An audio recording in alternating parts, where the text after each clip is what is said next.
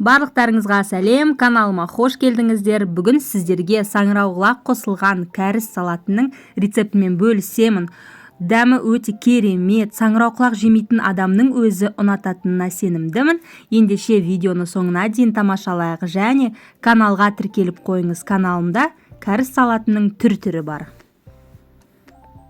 Ең алдымен бізге керектілер ол саңырауқұлақ, бір сәбіз, болгар бұрышының жартысы керек, 3 сарымсақ, уксус, қант және кориандр мен кристаллик, паприка керек, тұз керек, сұйық май және де ащы қызыл бұрыш керек.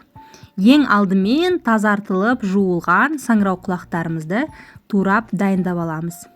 Егер сіздің саңырауқұлақтар өте үлкен болса, 6 бөлікке болады, немесе осындай орташа саңырауқұлақ болса, осылай 4 бөлікке бөлсеңіз болады.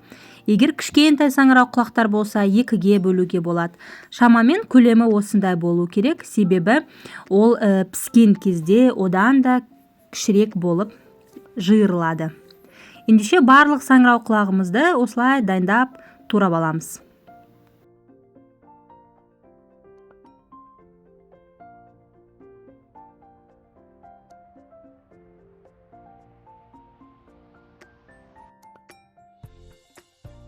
Енді дайын туралған саңырауқұлақтарымызды алдын ала қайнап тұрған суда шамалы тұз салып 5 минут пісіріп аламыз. Оған дейін сәбізімізді теркадан өткізіп алайық. Осындай тесіктері кішкене жуанырақ терка қолданғаныңыз жақсы болады.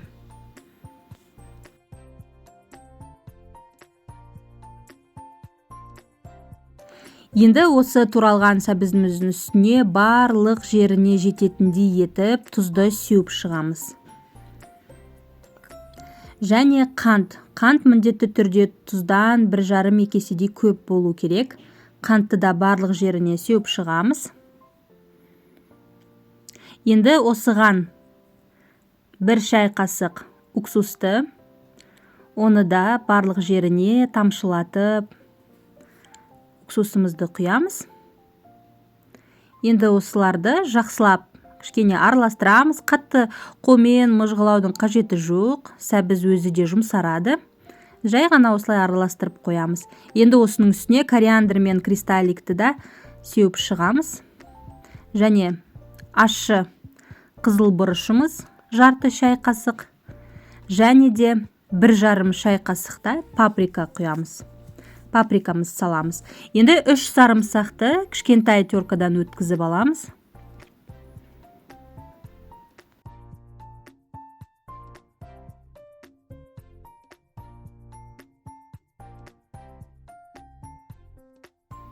Енді біздің жарты болгар бұрышын, тәтті бұрышымызды өте жіңішке етіп турап аламыз. Болгар бұрышын сары түсінде, жасыл түсін алсаңыз да өте әдемі көрінеді. Егер сіз салаттың көлемін көбірек жасағыңыз келсе, барлық ингредиенттерді 2 еселеп жасасаңыз болады. Міне біздің 5 минутта саңырауқұлағымыз осылай пісті. Өте ұзақ ұстамаңыз, саңырауқұлақ езіліп кетеді. Енді саңырауқұлақ дәл осы ыстық күйінде қолданамыз. Оған дейін майымызды ысытып аламыз. Жақсылап ыстамыз майды және майдың жартысын сарымсақтың үстіне құямыз. Шамалы ғана алып қаламыз. Енді біздің ып-ыстық болып тұрған саңырауқұлағымызды салып, майдың тағы да шамалы қалғанын осы саңырауқұлақтың үстіне де құйып шығамыз.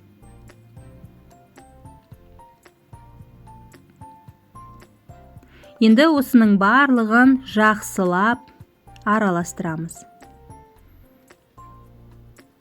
Міне осымен біздің салатымыз да дайын. Жақсылап араластырғаннан кейін бұл салат одан да дәмді болу үшін 8-9 сағат холодильникте тұру керек. Саңырауқұлақ өзіне барлығын жақсылап сіңіру керек. Содан кейін дастарханға қойсаңыз керемет болады.